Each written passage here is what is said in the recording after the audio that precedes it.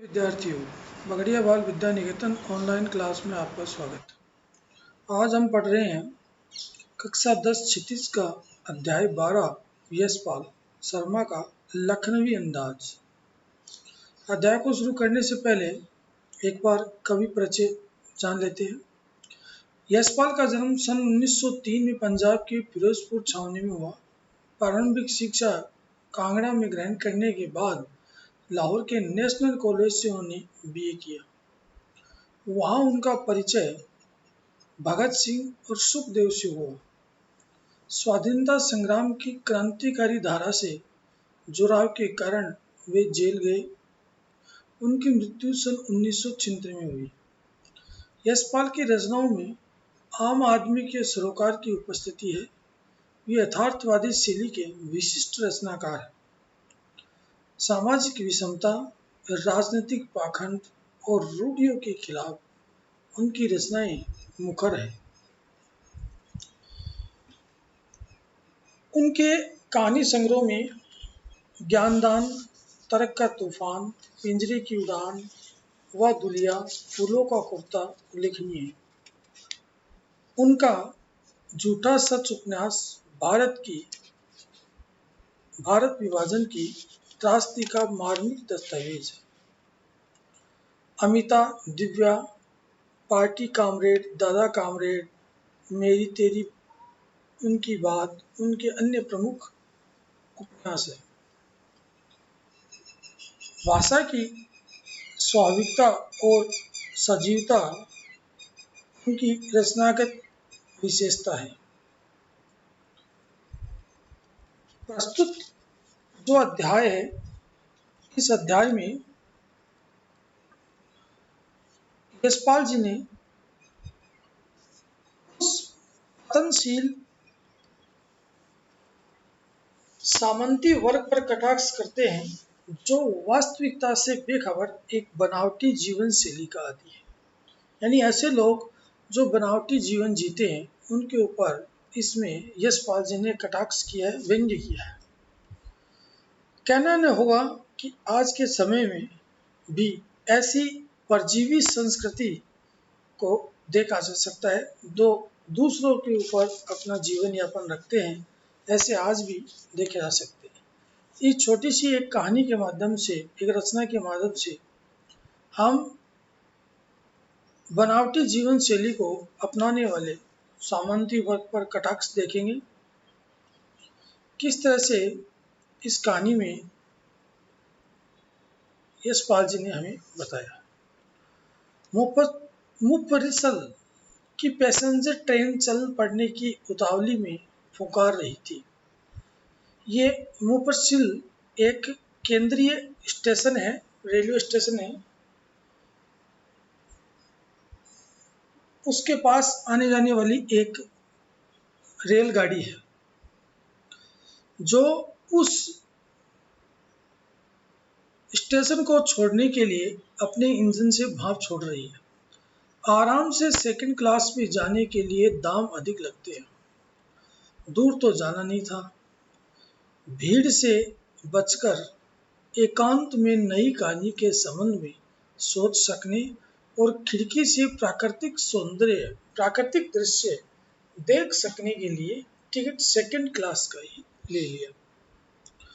लेखक एक जगह से दूसरी जगह जाना चाहता है और वह रेलवे स्टेशन पे है और आराम से सफ़र करने के लिए उसे सेकंड क्लास में सफ़र करना था।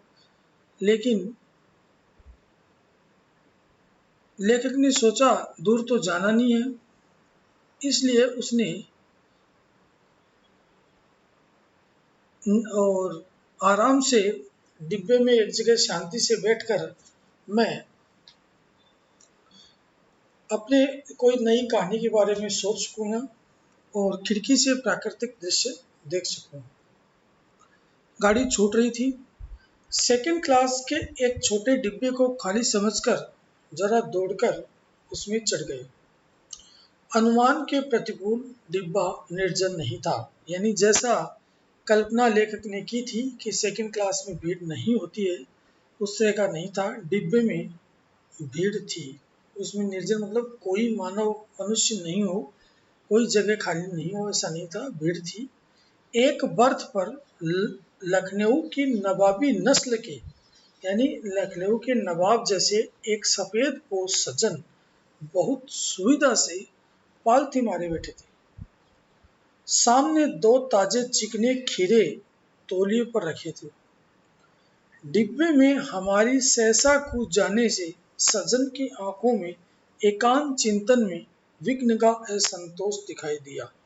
अचानक उस डिब्बे में जो सज्जन, जो चेहरे से, बनावट से, हाव भाव से लखनऊ के नवाब जैसे लग रहे थे, उनके एकांत जीवन में, अकेलेपन में थोड़ा सा विघ्न पड़ा और वो लेखक को डब्बे में देखकर असंतोष महसूस करने लगे। सोचा हो सकता है यह भी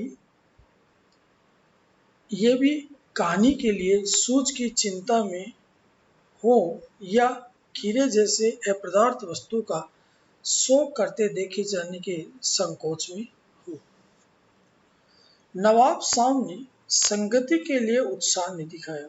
हमने भी उनके सामने की बर्थ पर बैठकर आत्मसम्मान वाकई चुरा ली। लेखक ने कहा कि जैसे ही मैं डिब्बे में गया, नवाब साहब ने मुझे बतलाने की मैं जन्नत नहीं उठाई और मैंने नवाब साहब को बतलाना नहीं समझा। हम दोनों ने ही एक दूसरे से आके चुरा ली। खाली बैठे कल्पना करते रहने की पुरानी आदत है। नवाब साहब की असुविधा और संकोच के कारण का अनुमान करने लगी।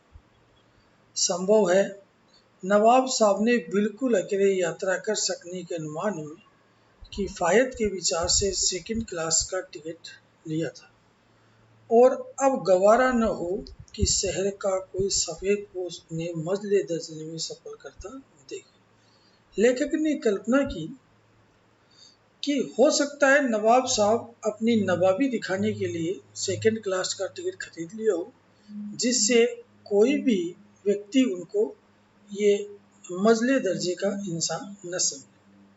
अकेले सफर का वक्त काटने के लिए ही खीरे खरीदेंगे और जो खीरे उन्होंने खरीदे, जो उनके सामने सफेद एक तौलिए पर रखे थे, वो सफर कट जाए उनको देखकर या उनसे कुछ कर कर इसलिए खरीदे होंगे।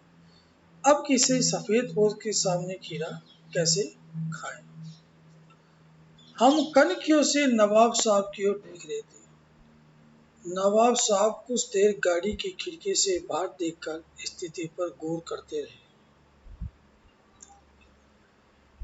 ओहो, नवाब साहब ने सहसा हमें संबोधित किया। आदाब अर्ज, यानी नमस्कार जनाब, खीरे का शौक फरमाइए। कुछ समय बाद नवाब साहब ने लेखक को नमस्कार करते हुए कहा कि आप खीरे से अपनी इच्छा पूरी कीजिए, यानी खीरा खाइए। नवाब साहब का सहसा भाव परिवर्तन अच्छा नहीं लगा और नवाब साहब का इस तरह से व्यवहार में परिवर्तन देखकर लेखक को अच्छा नहीं लगा। आप शराफत का गुमान बनाए रखने के लिए हमें भी मामूली लोगों की हरकत में लथेर लेना चाहते हैं। जनाब जवाब दिया, शुक्रिया, किबला शौक फरमाइए।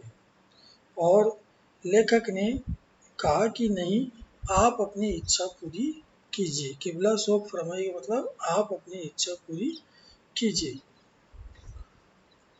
इस तरह से हमने देखा कि यह पाठ का कुछ हिस्सा था जिसमें हमने ये जाना कि एक बनावटी जीवन जीने वाला एक व्यक्ति उस गाड़ी में सफ़र कर रहा है, जिस डिब्बे में लेखक भी सफ़र कर रहा है, गाड़ी के डिब्बे में, और उसकी हरकतें और उसके हाव भाव देखकर लेखक को ये महसूस हुआ कि आज की दुनिया में भी लोग इस तरह का जीवन यापन करते हैं, जो अपने आप को बड़ा दिखाने के लिए कुछ भी ऐसी वैसी हरकतें कर सकते हैं। इसका शेष भाग हम अगली ऑनलाइन क्लास में पढ़ेंगे। तब तक के लिए धन्यवाद।